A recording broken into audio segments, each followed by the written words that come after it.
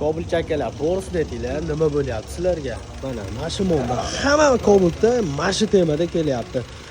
Liboy mashinada bitta termostat borligini bilaman. Aytinglar, yana qaysi mashinada termostat ko'p bo'ladi? 2 ta yoki 3 ta. Mana shu mashinada 3 ta termostat. O'zbekiston bo'yicha hali bunaqasi bo'lmagan. Ketdik. Bitta termostatda va yana mana 2 ta termostat. Akalar, yana shu muammo termostat ishlamas muammoligida bizga kelib qolgan bu mashina. Hozir buni bitta termostatda ishlaydigan qilib berdi. Endi buni olib tashlab o'zini ishlaydigan kasbdan qo'yib oladi. Ko'rib turibsizlar, mana bitta bu tomonga qaragan, bitta bu tomonga qarama-qarshi turibdi.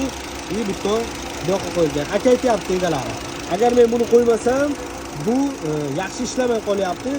Ventilyator sovuq haydab qolyapti, deyapti. Biz xudo xolasa mana shu bitta termostatda ishlaydigan qilib, inshaalloh o'zini qilib berdik. Buni ham olib tashlab, endi ishdan kasbni birato'la qo'yib oladi. Akalar, bu videoni Cobalt tanishilarga yuborib qo'yinglar, shunaqa foydali ma'lumotlar yo'qotmaslik uchun. Telefonik Cobalt o'rnab qo'yinglar.